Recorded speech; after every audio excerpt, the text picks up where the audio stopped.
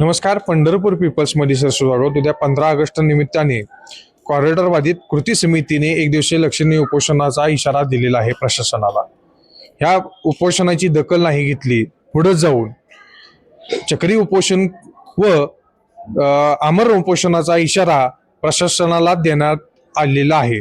याबाबत कृती समितीच्या अध्यक्षांशी आपण प्रतिक्रिया जाणून घेणार आहोत. भारत माता की जय. उद्या स्वातंत्र्य दिन आहे.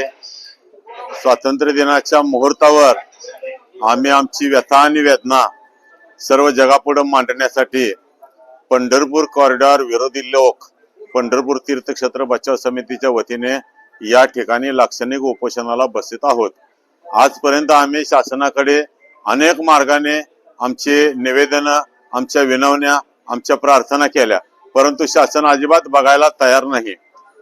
आमचं म्हणणं असं आहे की सरकारच्या शेकडो एकर जागा पंढरपुरात मोकळ्या पडलेल्या आहेत. सरकार त्या बिल्डरांच्या घशात आणि उद्योगपतींच्या घशात घालत आहे आणि आमची मात्र घरदार पाडून, घरदार सुद्धा आमची अशी आहेत, हेरिटेज ठिकाणची घर आहेत आमची. वारसाप्राप्त इमारतीचं संरक्षण करणं हे सरकारचं कर्तव्य असतं, ते पाडायला लागलेलं आहे. म्हणून आज अशाच एका वारसाप्राप्त ठिकाण आहे की संत प्रल्हाद महाराज बडवे ज्यांनी ज्ञानोबा तुकाराम या महामंत्राचा उद्गार प्रथम केला, ते संत प्रल्हाद महाराज बडवे हे स्थळ सुद्धा बाधित होत आहे, मंदिराच्या शेजारी आहे. म्हणून या ठिकाणी आम्ही उद्या लाक्षणिक उपोषणाला बसणार आहोत. लाक्षणिक उपोषणाने सरकारला जाग आली नाही तर आम्ही सलग 3 आठवडे किंवा महिनाभर चक्री उपोषण करणार आहे, रोज थोडी थोडी माणसांचं. त्यानंतरही भागलं नाही तर आमच्यातले काही लोक आमरण उपोषणाला बसणार आहेत. आणि आमचं म्हणणं 100% सत्य आहे. यासाठी सरकार आमच्याशी चर्चा करायला येत नाही यापुढं.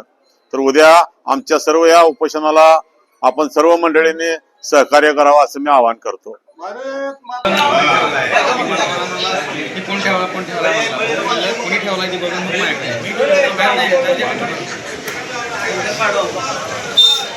तरी करा रुपयाकडनं त्याला